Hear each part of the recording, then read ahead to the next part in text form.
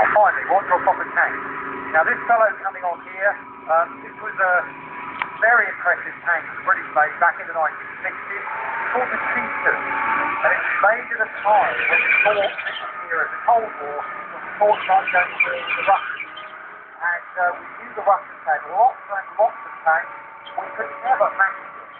Match the tanks. So we decided we were going to go for a very big, very technologically advanced, very impressive thing. And on that, it's going to have to be able to knock out about 6 of the Russian tanks before it can afford to be knocked out in battle. So in essence, that's about 6 times better than the Russian tanks at the time.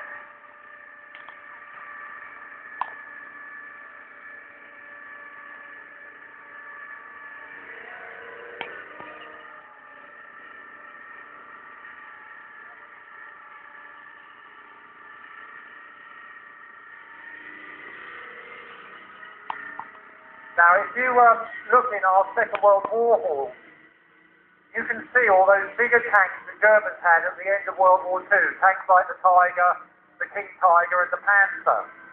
And after World War II, the British Army said, we are never going to go to war again with a tank that has got less firepower or less armour protection than the enemy.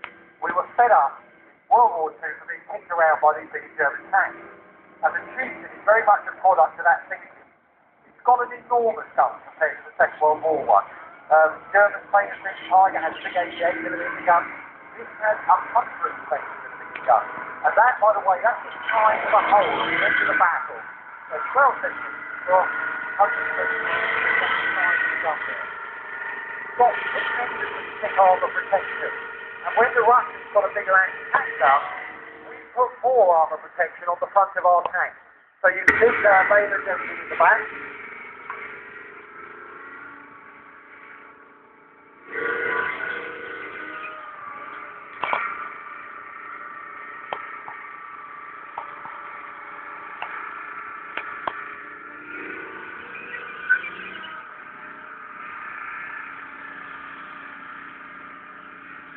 Now, because this tank was going into service at a time we thought we might be having nuclear or chemical warfare with the Russians, they built the tank so it had the big box on the back of the turret has actually been built there. It's got an air filtration unit in.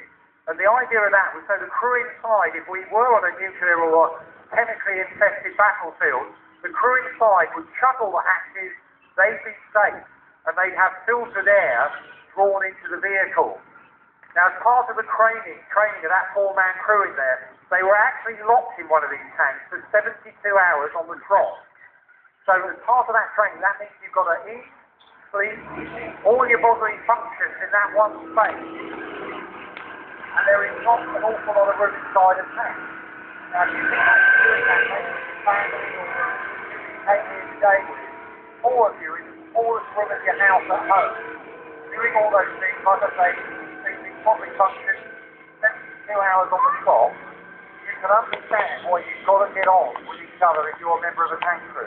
There is nowhere in a tank you can have an argument and go storming off to your bedroom. You have to be disciplined. You have to know what you're up to. And there are no secrets between the guys that are in that vehicle living on top of each other all the time. It's another reason why tank crews quite often stay mates well after they've left the service.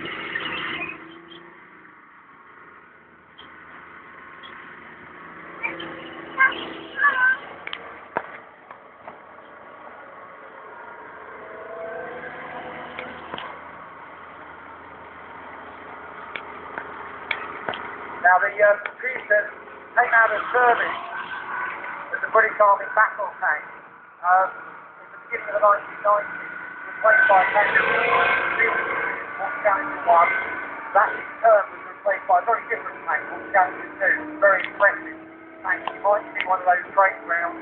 We have one in our display, or thinking about it. That's the vehicle that's in service now with the British Army. Again, big 120mm gun, tremendously impressive armour protection. It's a new secret armour invented by the British called Sovereign armour that they have on the modern tank. And nowadays, fortunately, they've got a much more reliable engine in the vehicle than this era's Chieftain's Leyland engine. Now, our Chieftain tank will be heading off in a moment. as I mentioned, at about 2:30, our ride vehicle, they'll be setting off again and they'll be running throughout the afternoon. If you have a ticket with you already, if you've already bought a ticket, you can go back in the museum. We've got a number of doors on the front, on the balcony there you can go in. If you haven't bought a ticket yet, please go in our main front entrance there and you can buy a ticket there. We are a charity here, so please do fill in that gift aid form. It means we can get the tax back you've already paid. So as that the broadband in the background there, thank you very much for coming to Bovington today. We hope you've enjoyed yourself. We'll be doing a display at 1 o'clock every day this week, so now enjoy it, tell your friends, and we hope you enjoy your half-term holiday. Thank you. Thank you.